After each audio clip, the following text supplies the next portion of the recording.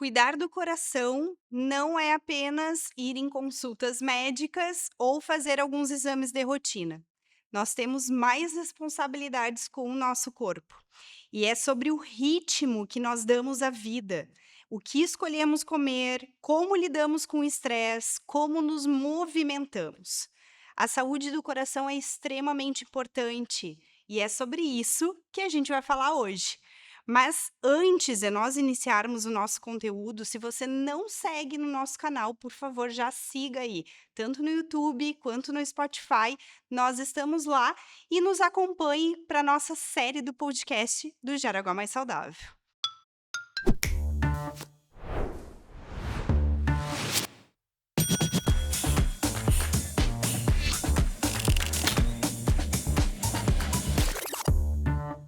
Hoje nós estamos aqui com o Dr. Maurício, cardiologista e com diversas outras especialidades que tu vai nos contar um pouquinho mais sobre elas e te agradecer, né? Muito obrigada por ter aceito o nosso convite, por estar aqui, por compartilhar do teu conhecimento e do teu dia a dia, do que tu vê muitas vezes, né, ao longo da tua jornada como médico, como profissional trabalhando com essa área.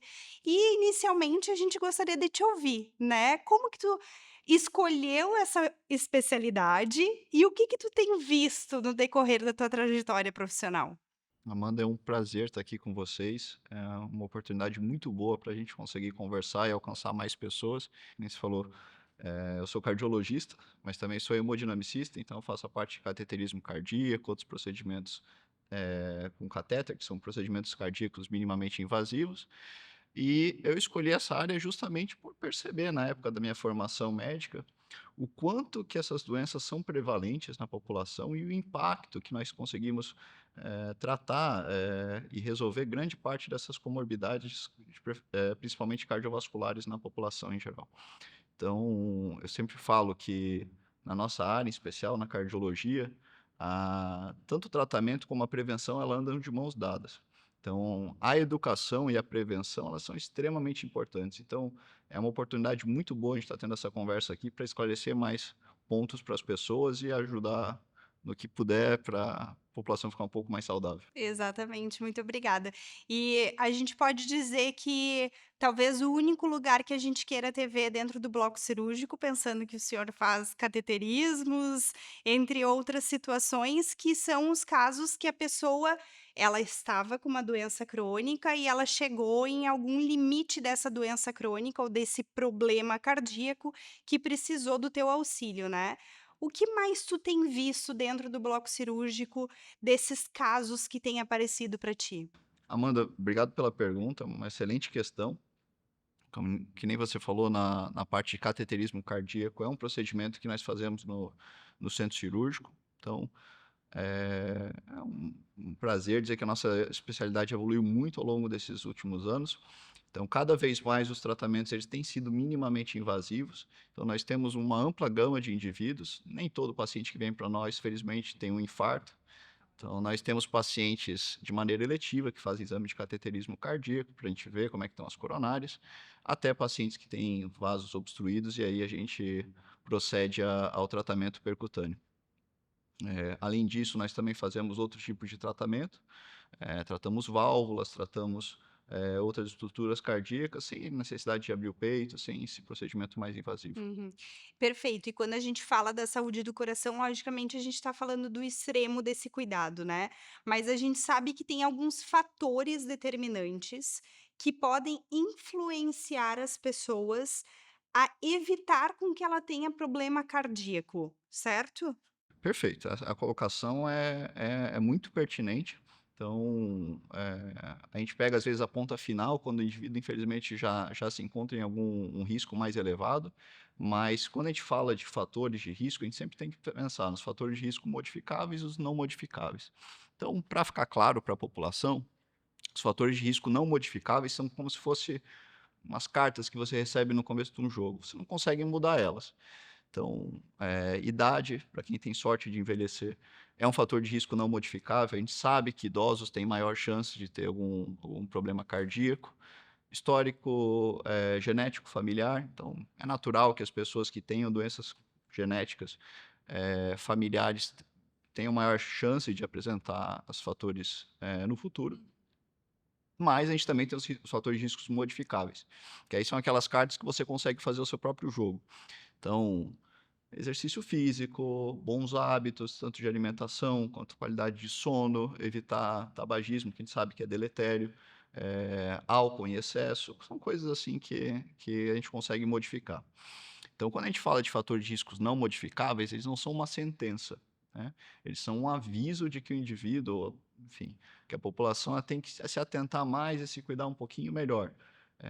Então, é como se fosse um chamado para tomar esse autocuidado e, enfim, ter um prognóstico, uma vida com mais qualidade, com mais saúde. Perfeito. E quando a gente fala desse cuidado, né, desses fatores que são modificáveis, que a gente consegue trabalhar com eles ao longo da vida, ele vai depender muito do estilo de vida dessas pessoas.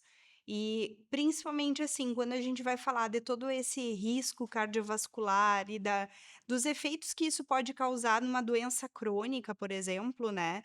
A gente também pode dizer que o estresse influencia nesse processo? Sem dúvida nenhuma. A gente vive uma sociedade, né, num ritmo muito acelerado, então é muito normal a gente estar sob efeito de estresse crônico, né, toda hora resolvendo alguma coisa, mas o estresse está lá. Então, a única maneira de lidar com isso é basicamente como nós lidamos, como nós trabalhamos com o estresse. Então, a gente sabe que, entre outras coisas, quando o indivíduo está estressado, quando o corpo está estressado, você tem um aumento de cortisol, que é um hormônio anti-inflamatório, que é muito importante. Mas cronicamente aumentado pode aumentar fator de risco, como pode subir a pressão, pode alterar os lípides, que são o colesterol, a gordura no sangue, pode influenciar no sono. E aí você cria um ciclo vicioso, né?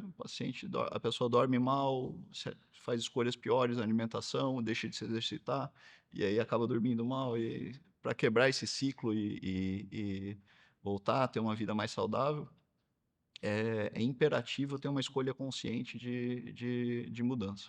E isso faz toda a diferença ao longo da vida. E muitas vezes o efeito disso, desse ciclo que tu comentaste, né, de escolhas ruins, pode chegar a efeitos danosos, né, um infarto, por exemplo, um ataque cardíaco, algumas coisas como essa podem ser, inclusive, incentivadas por esses hábitos ruins, certo? Sem dúvida nenhuma, Amanda. Ninguém tem infarto ou um problema cardíaco do dia para a noite. Isso é um processo que é construído ao longo do tempo, assim como tudo na vida, né? Bons hábitos são construídos, assim como, infelizmente, hábitos ruins que podem levar a eventos deletérios no futuro também são construídos. Então, o infarto, que é uma obstrução no vaso do coração, na coronária, ele é a ponta final de tudo aquilo que a gente está conversando, né? Então, quando você tem um acúmulo de gordura num dos vasos do coração, essa placa ela pode se romper e acabar formando um coágulo que entope o coração e leva a um infarto. Então, a gente observa isso às vezes em pacientes jovens, muito em consequência do estilo de vida, né, que a gente vive hoje em dia e que, se pudermos melhorar um pouco e ajudar um pouquinho aqui com a informação, eu ficaria muito, muito feliz. É, porque quando a gente vê esses índices de infarto em um público jovem, adulto jovem, muito nos assusta também, né? Nos assusta em qualquer contexto, mas quando a gente vê o efeito que causa nesses adolescentes, no adulto jovem, principalmente, a gente percebe o quanto esse estilo de vida também tem interferido nisso, né? Para o evitar a essas questões dentro de todos esses fatores modificáveis, atividade física e alimentação é uma das bases fundamentais para isso. Sem dúvida nenhuma. Então, as doenças cardiovasculares, vamos botar tudo num pacote só, desde infarto, enfim, a N, A hipertensão. ou a hipertensão a longo prazo, né, pode provocar infarto, AVC, essas coisas assim. Então, as doenças cardiovasculares, botando tudo num grupo só, são a principal causa de mortalidade. Isso há muito tempo, né? Então, de fato, quando a gente vê alguma doença como essa em pacientes mais jovens, indivíduos mais jovens, chama atenção. Não deveria estar acontecendo naquela faixa etária, né, com esse grupo de pacientes. Então, sem dúvida nenhuma. praticar atividade física, se alimentar com bom senso, comer mais verduras, menos gorduras, fazer escolhas conscientes, dormir bem, manejar o estresse, tudo isso diminui o risco, né, o risco modificável de algum evento cardiovascular. Assim como a recíproca é verdadeira também, né. A Sim. gente sabe que, as escolhas equivocadas nessa questão de estilo de vida também são muito deletérias, então elas aumentam o risco, né, de alguma doença cardiovascular. Então o segredo da vida é isso, né, aos pouquinhos ir manejando e E esse tentando viver melhor. equilíbrio, né, eu acho que é importante também nós entendermos todas essas condições, equilibrarmos essas escolhas e também entendermos em que momento é importante nós cuidarmos desses hábitos e do coração, consequentemente, né. Existe alguma idade específica, olhando para aquela pessoa que ela não tem um problema cardiovascular já genético ou alguma situação de nascença, né, mas olhando para aquela pessoa que é um indivíduo que ele está bem, que ele está sadio, em que momento que ele precisa fazer toda essa continuidade dessa rotina do cuidado com o coração? Isso é uma ótima colocação. Amanda, se tem um mito de que a prevenção deve começar quando a gente já está idoso ou, enfim, começar a se cuidar depois que já passou um tempo, né. Isso é muito ruim, né. Você não precisa necessariamente tomar remédio para colesterol, remédio para pressão quando você é jovem, mas é muito interessante começar a ter um estilo de vida saudável, priorizar escolhas que a longo prazo vão se mostrar melhores, se exercitar, comer bem, dormir bem, manejar o estresse. Então, esse tipo de comportamento, esse tipo de escolha começa lá atrás, né? Lá na infância, lá na adolescência. A placa de gordura, que nem a gente falou, ela não se surge do dia para a noite, ela é um processo que ocorre ao longo de décadas, né. Então, se você começar desde jovem a criar bons hábitos, esses bons hábitos eles vão se multiplicando e criando um ciclo virtuoso, que ao longo do tempo vai dar muito mais qualidade de vida, né, e diminuir muito o risco. Não quer dizer que nunca vai ter um infarto, nunca vai ter nenhum problema, não, a vida não é isso, né. Mas, na vida você sempre tem que tentar botar chances ao favor.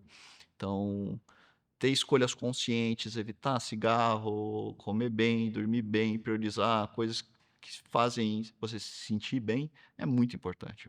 E a avaliação do profissional. Eu vejo assim, hoje em dia, tu deve estar acompanhando também o aumento crescente das corridas, né. As pessoas estão fazendo muitas corridas na rua, maratona, buscando muito o esporte, né, e o esporte que ele tem essa característica, cardiovascular de aumentar toda a nossa circulação, enfim, etcétera. E eu percebo muitas vezes que as pessoas procuram esporte, e elas não sabem nem como tá minimamente a sua condição de saúde. Isso pode ser um problema para o futuro, é importante que essas pessoas que querem trabalhar ou, se exercitar em um outro contexto, elas precisam procurar em que contexto elas precisam procurar um auxílio, uma orientação médica a partir para iniciar um esporte? Isso é muito pertinente. Eu até estava conversando esses dias com um amigo meu sobre isso.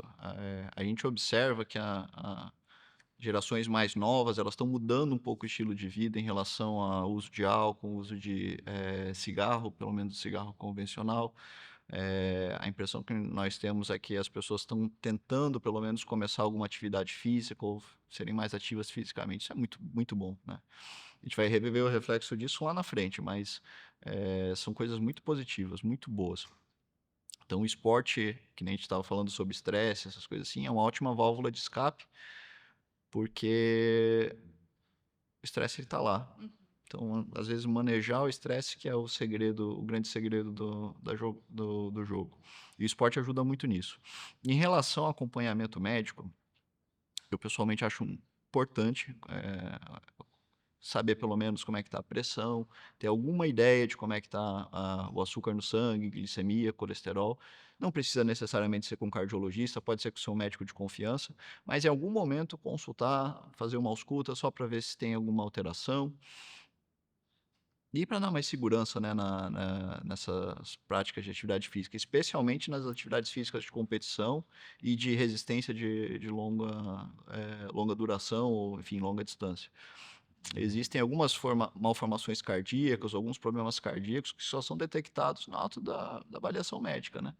Então, quando você começa a praticar esportes de alta intensidade ou de alta demanda metabólica, você se coloca numa situação de risco de ter algum evento. Então é importante constar com o médico de sua confiança para pelo menos ver se está tudo ok. Uma vez ou outra, não estou dizendo que precisa constar sempre, nem com um cardiologista específico, mas, eu acho importante Ter o acompanhamento, né? acompanhamento, né, a questão de bom senso, assim como comer bem, dormir bem, se ter um acompanhamento regular também faz parte, né, de uma Os qualidade de vida exames de saudável. rotina, eles nos mostram como que a gente tá, né, esse acompanhamento anual para aquelas pessoas que, enfim, né, que têm um acompanhamento, muitas vezes a unidade de saúde está ali próximo, já tem esse acompanhamento de rotina, né, que eles podem também ter esse conhecimento sobre a sua saúde, sobre a sua condição, né. É, sem dúvida, Amanda, assim, conhece é uma métrica, né. Quando você faz algum exame ou pelo menos faz uma avaliação médica, você tem um norte, uma métrica de como estão as coisas. Então, ter um acompanhamento regular é importante para você ver se está evoluindo, se como é que estão as coisas. É muito mais simples você prevenir alguma doença ou tratar alguma condição antes que ela se estabeleça, do que depois que o estrago já está feito, né, que a doença já estabeleceu. Então, eh, idealmente, né, num cenário ideal, a gente focaria muito mais na prevenção, como a gente está tentando fazer aqui através da educação, do que propriamente depois que já ocorreu o evento, né. Exatamente, perfeito. E quando a gente vai falar da atividade física, existe algumas formas de atividade física que elas são, não vou dizer melhores, mas numas escalas, assim, níveis de prevenção às doenças cardíacas e que elas potencializam essa prevenção? Existe sim, Amanda. Então, as diretrizes que nós utilizamos atualmente, de forma contemporânea, elas orientam a pelo menos 30, 40 minutos de exercício físico leve, como uma caminhada, 3, 4 vezes por semana. Não é nada de outro mundo. Então, isso já seria um adequado para uma pessoa sair da inércia, sair do sedentarismo.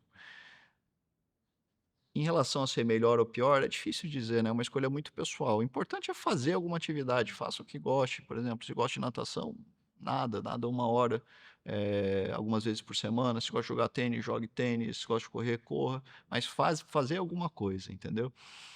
Isso é o mais importante. Melhor ou pior é uma escolha muito pessoal, mas sem dúvida alguma, não fazer nada é o pior que pode acontecer, o pior cenário. Então, procure alguma atividade que gosta, faça, tá. Importante. Socializar também, né, muitas atividades dessas são em grupos, então muito importante conversar com alguém, isso faz parte da saúde, psíquica de uma pessoa, então, é importante ter amigos, importante ter esse grau de socialização. Então, a melhor atividade é aquela que você faz. Se eu tivesse que escolher uma resposta, seria essa. Perfeita, ótima. A gente sempre fala, né, aqui no Jaraguá Mais Saudável, todo movimento conta. Então, faça atividade física, independente de qual ela for, né. E assim, o mais importante é, a gente sempre fala do depende dentro da medicina baseada em evidência, vai depender do indivíduo, do contexto que ele vive e de todas essas condições, né. E isso serve de alerta também para quem está nos ouvindo, para cuidar com aquelas soluções milagrosas muitas vezes, né, que a gente vê: "Ah, esse é o esporte, o melhor esporte que tem para prevenir, qualquer doença cardiovascular ou alguma coisa". Então, sempre olhar para essas informações com cuidado, né. Sem dúvida, é uma questão de bom senso, né. Eh, Sempre na vida alguém vai querer vender algum milagre, alguma solução, né, para qualquer tipo de problema que seja de fácil execução, rápida e com um retorno excelente, mas infelizmente isso não existe, né. A gente sabe que as melhores soluções, elas são escolhas conscientes, diária, dia após dia, muitas vezes penosas. Mas essas são as melhores, né, essas são as que ao longo do prazo, ao longo do tempo, vão se provar mais virtuosas do que outras. Então não existe, nenhuma solução milagrosa, e o melhor esporte é aquele que você faz, sem dúvida nenhuma. Ótimo, perfeito. E a gente sabe, tu comentaste anteriormente, né, é muito melhor prevenir do que quando uma pessoa já está com um estágio de doença, a gente tratar. E graças a Deus, desculpa, vou me corrigir, graças a Deus também, mas graças à ciência e evolução à ciência, hoje nós conseguimos elevar essa taxa, né, da vida de manutenção às doenças crônicas por intermédio de muitas medicações e tratamentos e etc. E a gente tem visto um aumento considerável dentro dos últimos anos, né, da hipertensão. Hoje a gente vê a população, a gente fala, é difícil a gente encontrar um idoso que não seja hipertenso, né? E quando a gente olha para essa pessoa que é hipertensa, que ela faz esse tratamento, né, ela tem que se cuidar também, certo? Ela também tem que trabalhar com esse estilo de vida. Tem mais algumas orientações que vocês passam para essa pessoa que já está com uma doença crônica instalada? Sem dúvida nenhuma. Então, a idade, é que nem a gente falou, um fator de risco não modificável, né, existe um enrijecimento dos vasos, então você tem uma propensão maior a ter doenças como hipertensão, dislipidemias, enfim, entre outras coisas. O que que é muito importante? Muito importante é sa a pessoa saber que muito do controle da própria doença, no caso de hipertensão, enfim, está nas próprias mãos. Então, não é para parar o remédio, não deve, né, mas o remédio sozinho não faz milagre. Então, tem que continuar o acompanhamento, continuar a tomar as medicações, obviamente, mas se a própria pessoa começar a tomar atitudes mais conscientes, como de fazer atividades físicas, comer bem, dormir bem, reduzir a ingesta de sal, reduzir a quantidade de alimentos processados, que são altamente ricos em sódio, que é basicamente o sal. Isso tem um efeito maravilhoso. Então, quando você consegue, digamos assim, convencer a pessoa para se cuidar melhor, para tomar bons hábitos, junto com as medicações que nós temos atualmente, você tem um resultado fantástico. Então, de fato, a ciência evoluiu muito nos últimos anos, isso é excelente. As pessoas agora conseguem viver mais, conseguem viver melhor. A gente tem um arsenal terapêutico muito mais amplo, eh, muito mais adequado.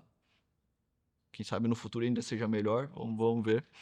Mas esses bons hábitos, eles são fundamentais para a saúde, tanto individual quanto coletiva, né, quando a gente fala em população.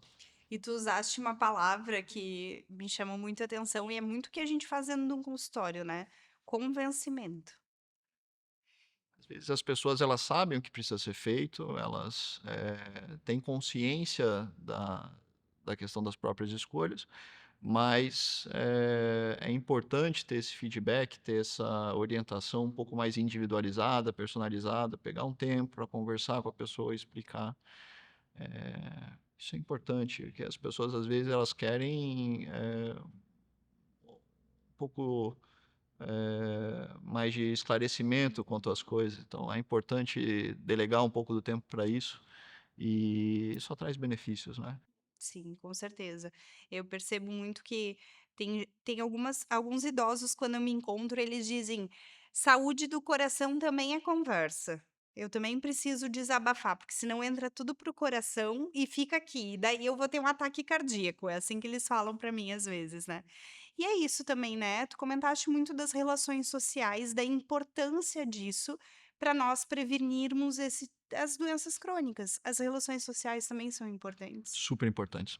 Então a gente sabe, já tem evidências de que indivíduos que conseguem pertencer a algum grupo, que tem grupos de apoio, seja, familiares, seja de amigos, seja em igrejas religiosas ou clubes, enfim, que tem alguém com quem conversar, com quem, passar o tempo, isso tem um efeito cardiovascular muito bom. Assim como outras doenças também, né. Mas que eu falo com mais propriedade dos eventos cardiovasculares. Mas isso é extremamente importante para a saúde do indivíduo, tá. Viver bem também é conseguir conviver em sociedade, né, conviver com outras pessoas. Com certeza. E tu, ao longo da tua jornada profissional, tu deve ter visto muitos casos, né, e muitas atendido muitas pessoas. Tem algum caso, alguma experiência que tu vivenciou, que te marcou muito, que fala sobre isso que a gente está comentando aqui? Mas isso é uma ótima pergunta. Eh, Sou hemodinamicista, então toda a ponta final dos infartos enfim, acabam caindo pra gente. Cometeria uma injustiça se eu selecionasse só um, mas, todos marcam de certa forma, né, não tem como selecionar um só. Todo paciente tem uma história, todo paciente tem uma identidade, então acaba marcando a nossa vida e a gente acaba levando essas histórias para o resto da vida. Então, todos os casos me marcam, não tem como escolher um só. E vocês trazem esperança para essas pessoas que já estão com essa problemática, né, aqui falando do infarto, do que precisa, enfim, de um cateterismo, vocês trazem esperança. Então, no momento que vocês vão conversar com ele já: "Ai, encontrei agora, né, uma forma de renovar". E depois, essa pessoa muda hábitos ou ela ainda tem esse problema que a gente precisa fazer esse processo de convencimento? É muito individual. Tem algumas pessoas que lidam com esses eventos como um aviso, né, que é um aviso, para começar a mudar estilo de vida, mudar hábitos. E algumas pessoas naturalmente continuam nos hábitos, que levaram àquele evento. Então, é sempre bom conversar, explicar, porque você nunca sabe. Mas você tem pessoas que às vezes mudam, as pessoas que às vezes não, mas nunca por falta de esforço da nossa parte. Nunca por falta de orientação, né. Não, isso não acontece. E eu sempre digo, assim, que é muito bom quando tu tem uma pessoa do lado que te influencia a mudar, né. Então alguns pacientes que eu vejo, eles tiveram alguma problemática e a principalmente homens, né, falam: "Ai, a minha esposa me influenciou, agora eu tenho que ir na academia, agora eu tenho que caminhar", né. Então essa influência da família, né, com isso, com todas as pessoas dentro de casa, essa influência é muito positiva também, né. Muito, muito. Nós somos uma média das pessoas com as quais nós convivemos mais. Então é natural que nós sejamos parecidos com as pessoas que nós convivamos ou que admiremos. Então a família, os amigos próximos têm uma influência muito grande sobre as pessoas em geral, né.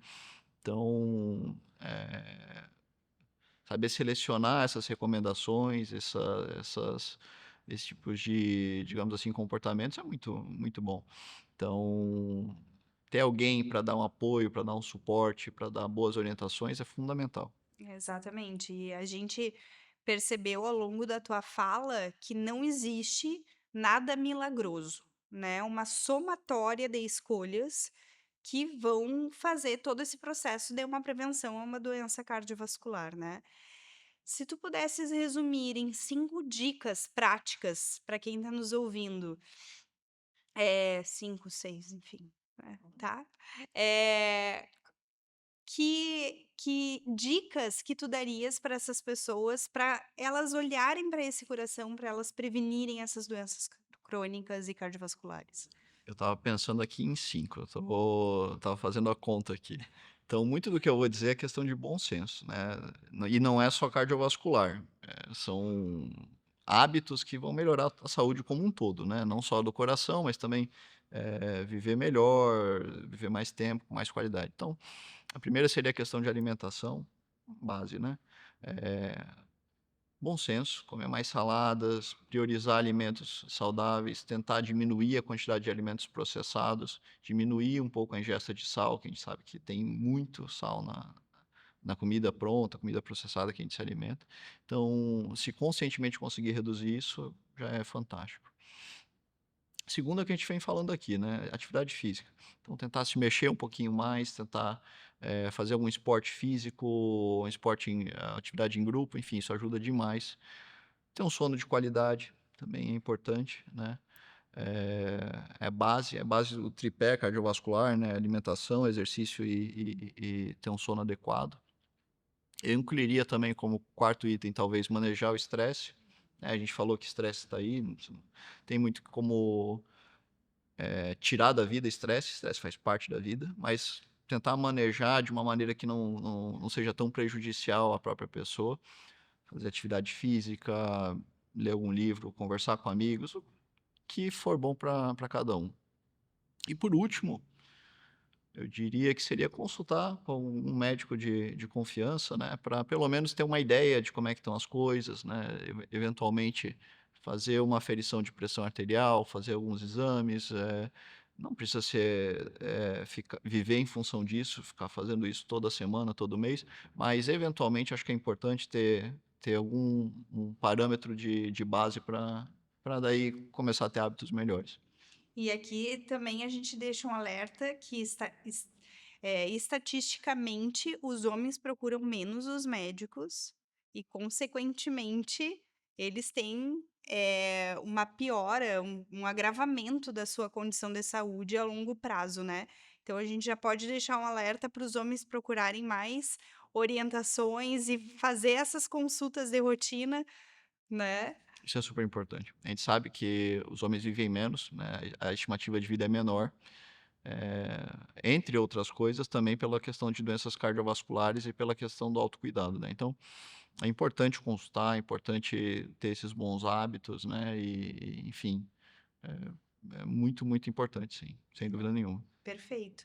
E a gente fala também de uma situação predatória, né, da saúde, que é o abuso de substâncias, né, principalmente o álcool. O álcool, ele é extremamente predatório, né, não existe dose que seja aceitável para essa condição. E a gente fala muito, desse cuidado, né, desse hábito. Então o álcool e o uso do cigarro e de outros, dispositivos também, né, também são algo que a gente precisa servir de alerta para quem está nos escutando, né. Claro, claro. Como você bem falou, essa questão do álcool, por exemplo, está mudando muito a nossa noção ao longo do tempo. Então, se acreditava que existiam alguns limites, algumas doses saudáveis até, e esses conceitos foram caindo ao longo do tempo. Então, a gente sabe que hoje em dia eh, você não tem muito limite seguro ou limite adequado, benéfico praticamente zero, né? Eh, a despeito de ter esse contexto social, enfim. Então, álcool é uma substância que cada vez mais está sendo relegada. Isso a gente observa nos padrões de consumo mesmo, então está mudando. E o cigarro, então, nem se fala, né? A gente já tem um conhecimento bem amplo, bem claro de que substâncias ricas em tabaco, nicotina, essas coisas são muito, muito deletérias, tanto para a saúde respiratória quanto para a própria saúde cardiovascular, aumento de risco de AVC, entre outras doenças. Então, assim, não tem benefício nenhum. E que nem você bem mencionou, a questão hoje em dia um pouco mais contemporânea dos dispositivos, né, dos Vapes. vapes. Então, é um pouco mais recente, mas também não faz bem. Então, se puder não utilizar esse tipo de substância, é melhor. Exatamente, perfeito. E a gente gosta muito de fazer essa pergunta aqui no podcast, que significa muito para nós o viver bem. E a gente sempre gosta de ouvir dos nossos entrevistados o que é viver bem para você. Ver bem, é uma pergunta difícil. Eu não sei se eu tenho uma resposta boa para isso, mas para mim viver bem é questão de ter equilíbrio, né? Ter boas relações interpessoais, cuidar de si próprio, no sentido do autocuidado, que a gente vem falando, de praticar exercício físico, comer bem, dormir bem. Então, ter esse autocuidado, relações boas, fazer o que gosta, né? Não é que tem que viver uma vida restrita, não. Justamente a gente quer que viva melhor para poder desfrutar das coisas boas da vida. Pode comer, às vezes, comida um pouco mais gordurosa, não tem problema nenhum, mas não precisa ser disso um hábito, né? Então, fazer escolhas mais conscientes para poder aproveitar essas outras escolhas também, essas outras possibilidades no futuro. Então, para mim, viver bem seria um equilíbrio dessas coisas, né? Perfeito. Muito obrigada, doutor Maurício, por estar Obrigado, aqui mano, um com a prazer. gente. Obrigado pelo Foi convite. um prazer gigante de compartilhar esse momento, de ouvir tanta informação que é extremamente relevante e que faz parte do cuidado, né. Hoje a gente viu que cuidar do coração, ela não está só no consultório médico, mas elas são escolhas do dia a dia. E quando a gente fala de doença crônica, que são as doenças crônicas não transmissíveis, que são aquelas que a gente consegue prevenir. E olha só que interessante, a gente tem visto ao longo das nossas séries do podcast e da ciência que não existe milagre.